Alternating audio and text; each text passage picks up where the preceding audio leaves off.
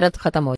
अस्सलामु अलैकुम। सिर्फ 2 चम्मच घी, ना खोया, ना मिल्क पाउडर, ना कोई शरबत बनाने का झंझट, एकदम दानेदार ये लड्डू बनकर तैयार हो जाते हैं। सिर्फ एक लड्डू दिन में खाने से हड्डियां फौलाद की तरह मजबूत, तमाम दर्द चुटकियों में खत्म। ये आप आजमा कर देख लें।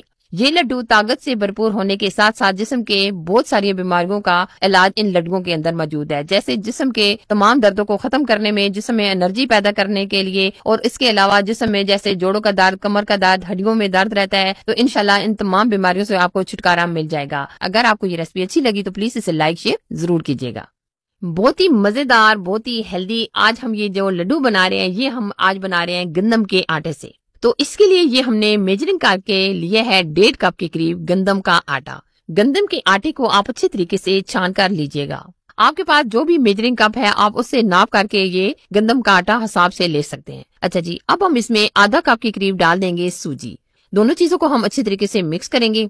ये हमने दोनों चीजों को, सूजी को और आटे को अच्छे तरीके से मिक्स कर लिया है।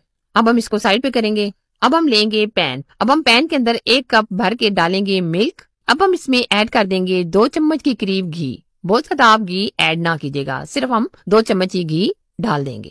अब हम इसको अच्छी तरीके से बॉयल आने तक पका लेंगे। घी आप देसी भी ले सकते हैं, जो नॉर्मल घी यूज करते हैं वो भी आप ले सकते हैं, सिर्फ आप ऑयल ना डालिएगा क्योंकि ऑयल की स्मेल आती है। ठीक है, आप देख सकते होंगे कि दूध को अच्छी तरीके से बॉयल आ चुके हैं। अब हम फ्लेम ऑफ करेंगे, दूध को हल्का सा ठंडा कर लेंगे। दूध को हमने हल्का सा ठंडा कर लिया है। अब हमने जो मैदा और सूजी मिक्स की थी इसके अंदर हम डाल देंगे और अच्छी तरीके से हम मिक्स करेंगे। आप देख सकते होंगे कि हमने बैटर में दूध शामिल कर लिया है। अब हम हाथों की मदद से अच्छी तरीके से मिक्स कर लेंगे। बैटर को ना हम बहुत ज्यादा नरम रखेंगे, ना ज्यादा हम सख्त रखेंगे।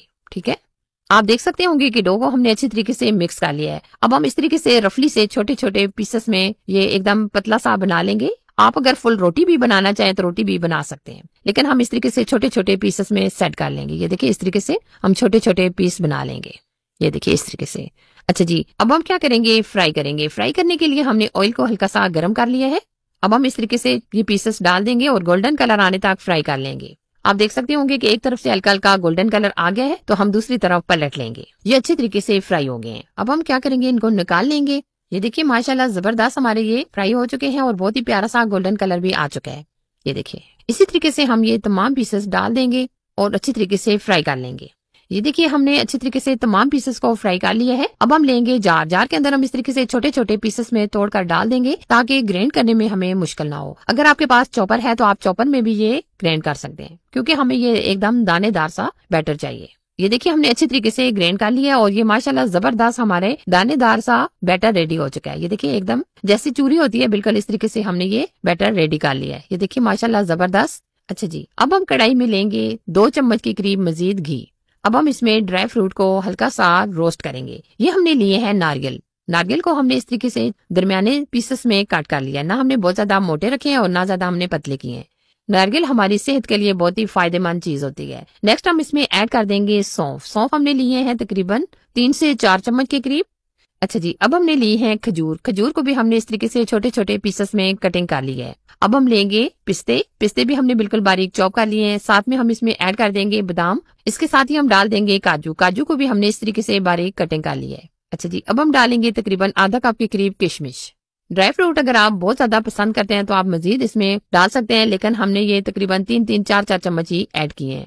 अब हम इनको हल्का सा रोस्ट करके लेंगे। एक तो ये हल्के से क्रिस्पी पन आ जाता है, दूसरा ये बहुत ही मजेदार हो जाते हैं। आप देख सकते होंगे कि माशाल्लाह जबरदस्त हमने ये तमाम ड्राई फ्रूट भी हल्के से रोस्ट कर लिए हैं। अच्छा जी, अब हमने ये जो गंदम के आटे से ये बैटर रेडी किया था इसके अंदर हम डाल देंगे पिसी हुई चीनी। अगर आप चीनी कम पसंद करते हैं तो आप कम डाल दें, लेकिन हम इसमें 1 कप डाल देंगे। अच्छा जी, अब हम इसमें तकरीबन आधा कप के करीब डाल देंगे नारियल का बुरादा। अब हमने जो ड्राई फ्रूट रोस्ट किए थे वो भी हम डाल देंगे। ड्राई फ्रूट शामिल करने के बाद अब हम इन तमाम चीजों को अच्छी तरीके से मिक्स करेंगे। इसमें हमें कोई चीज मजीद डालने की जरूरत नहीं। माशाल्लाह बहुत ही जबरदस्त और ये हेल्दी लड्डू बनने वाले हैं। अगर आप चीनी पसंद नहीं करते तो आप इसमें शक्कर वगैरह भी डाल सकते हैं। ये देखिए माशाल्लाह जबरदस्त हमारा ये बैटर हमने अच्छी तरीके से हाथों की मदद से मिक्स कर लिया है। अच्छा जी, अब हम लड्डू बनाएंगे। लड्डू आप अपनी मर्जी से छोटे बड़े जिस साइज में बनाना चाहें बना सकते हैं, लेकिन हम इस तरीके से दरमियाने साइज के ये लड्डू बनाएंगे।